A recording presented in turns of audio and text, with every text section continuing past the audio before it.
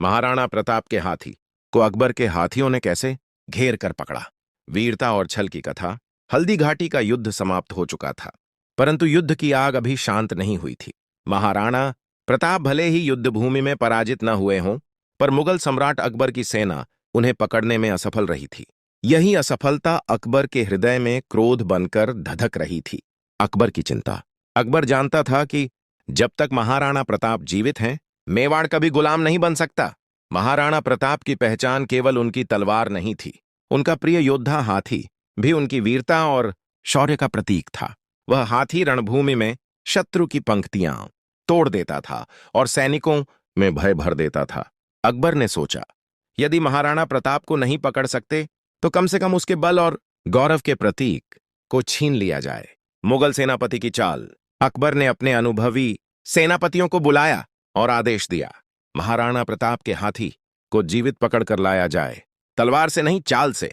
मुगलों ने योजना बनाई। उन्होंने अपने सबसे विशाल और प्रशिक्षित हाथियों को चुना, लोहे की जंजीरों, नुकीले कवच और मोटे रस्सों से सुसज्जित।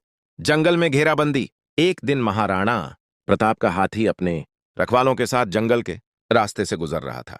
मुगल सेना पहले से ही वहां छिपी हुई थी। जैसे ही हाथी खुले मैदान में पहुंचा, चारों दिशाओं से अकबर के हाथी आगे बढ़े। ढोल, नगाड़ों और शंखों की तेज आवाज से वातावरण गूंज उठा। महाराणा प्रताप का हाथी समझ गया कि यह हमला है। भीषण संघर्ष। महाराणा प्रताप के हाथी ने पूरी शक्ति से प्रतिकार किया। उसने अपने दांतों से एक मुगल हाथी को घायल कर दिया, एक को जमीन पर गिरा दिया, लेकिन संख्या अधिक थी। मुगल हाथियों के महावतों ने आग के गोले, भाले और कांटेदार रस्सियां प्रयोग की। धीरे धीरे चारों ओर से महाराणा प्रताप के हाथी को घेरा गया। रस्सियां उसके पैरों में फंसाई गईं, लोहे की जंजीरें उसके गले में डाली गईं। वीर हाथी की पराजय। लंबे संघर्ष के बाद थका हुआ और घायल होकर महाराणा प्रताप का वह वीर हाथी अंततः नियंत्रण में आ गया। उसकी आंखों में क्रोध नहीं, बल्कि अपने स्वामी से बिछड़ने का दुख था। अकबर की जीत या हार।